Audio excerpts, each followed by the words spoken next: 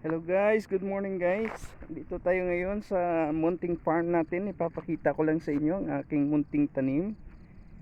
Yan, tugabang, okra. Malapit ng magbunga. Ayan oh, may ano din ako. Ampalaya. Saluyot, okra. Yan. Hanggang doon. Maliit lang. Pero may pagkukunan ng gulay. Ayan. Saka yung sitaw ko. Ayan. Hanggang doon guys. May bunga na siya. May bunga na siya. Tingnan natin yung bunga niya. Baka next week mag-harvest na ako dito Ito. Ayan. Mahaba no, di ba? Ayan ang bunga niyo. See? Parang kailan lang Parang kailan lang akong dumating sa Pinas, may munting farm na ako, may maliit na farm na ako. See? Diba? Tingnan nyo guys, ang ganda ng sitaw ko. Yan. Diba? Marami na siyang bunga ayan mahahaba na yung bunga nyo. Yan. Natamaan kasi ito ng ng spray ko nakalimutan ko na may lason pala yung spray. Mag-i-spray sana ako ng pulyar kaso may halong kaya ganyan ang dahon niya. Yan, may kunting din ako, sibuyas dahon, upo. Ayan tatlong puno to itong balag, tatlong puno to. Ayan malapit na din. Ayan. Yung talong, may talong din ako. Ayan, maliit pa. Ang daming damo, nahihirapan ako. Pitik-pitik lang dito yung pagdadamo ko kasi saka ito dito ganun din may ng talong din, talong. Ayan itong pat na to, yan talong yan. Andoon ng yan, may tinanim ako dyan na kamunggay. Saka ditong part is yan, kalabasa.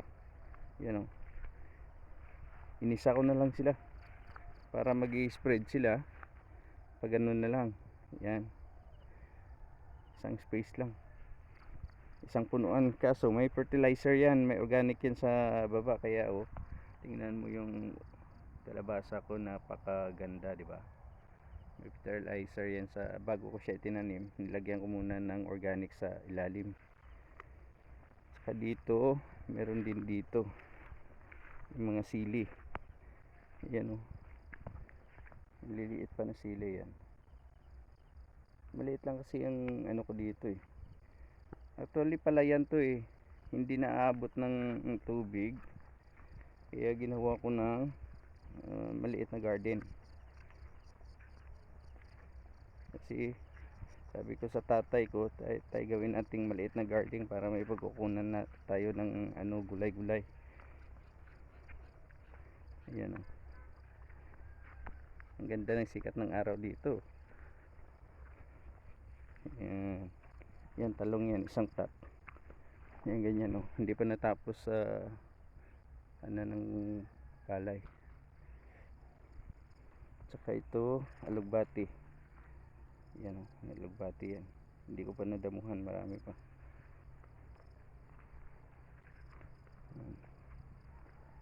Hindi ka to, hindi ka makadto naunahan ka na ni ayan guys, diba kay ganda.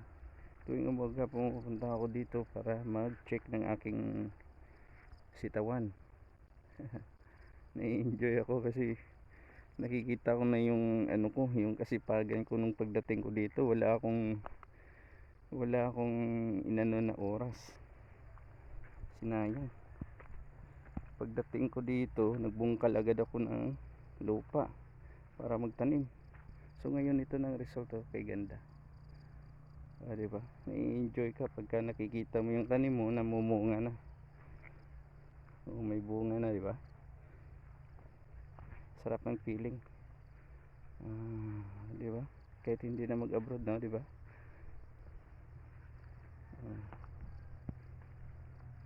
Yan ang daming susunod na ano na bubunga pa, yun ang haba ng bunga niya, diba? Ang daming maliliit. Baka next week tuloy-tuloy na to yung pag-harvest ko dito. Yan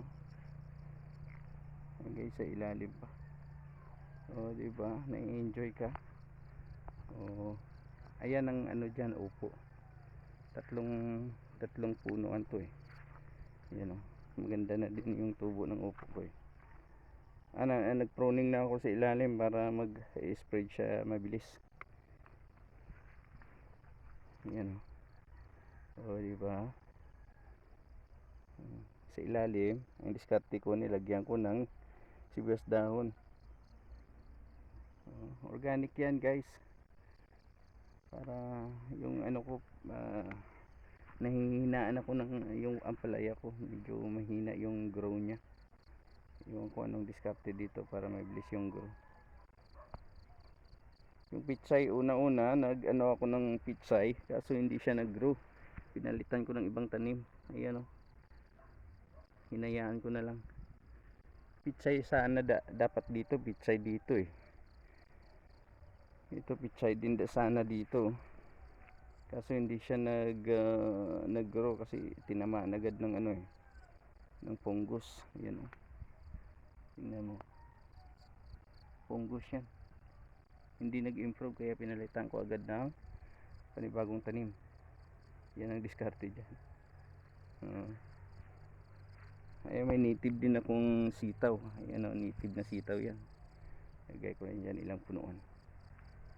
Saka ditong part, pinaghalo-halo ko na diba? May ano nito tawag dito, kamunggay, ayan ng papaya. Ayan tatlong puno ang ano eh. Ayan, may kamunggay din. May tanglad din ako dyan tanim. Ayan, dalawang puno lang ito. Ayan may tanglad din ako. Diba? Ayan yung isa. Ito lang guys, ito lang yung ano ko, pinagsisipagan ko nung pagdating ko dito. Ganito na siya. Diba? Ayan, kalabasa. Diyan ng talong yan. At saka dito talong rin. Itong part ito almost 16 na ano yan, 16 head, 60 heads, 64, almost 100 flat, 64 ano yan, mahigit 100 punuan. Ayan ang ganda ng sitawan ko guys. Hanggang doon lang yan, pero tuloy-tuloy may mga harvest ka, diba? Tuwing umaga dito ko, umaga, hapon. Ganito lang guys ang buhay ko. Maraming salamat, hanggang dito na lang. Ayan palayan namin dyan sa baba. Yan, naabot kasi ng tubig yan. Kaya palayan siya, palay. Dito hindi naabot, kaya nag-decide ako gawing maliit na garden. Ayan, diba? Diskarte lang. Okay guys, maraming salamat po. Good morning. Magandang araw ngayon. Kaka bubukas lang ng ano, ng araw ngayon. Diba? Ang ganda. So thank you guys. See you again. Thank you so much. Ito guys ang daanan ko pag umuwi ako, pag pumunta ako. Sa tubuhan lang yan. So kasi iniiwan ko dun yung motor ko.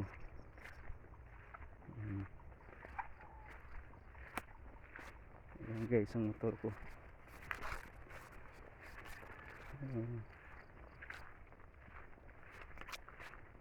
Diba?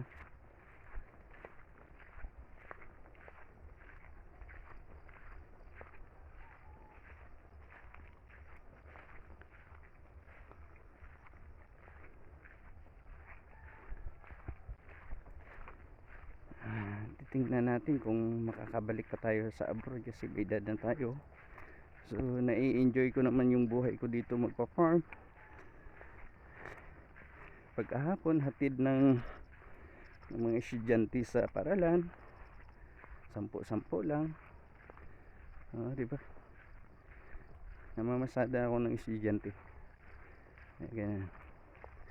Yan, horse ng ano yan, ng chewing ko.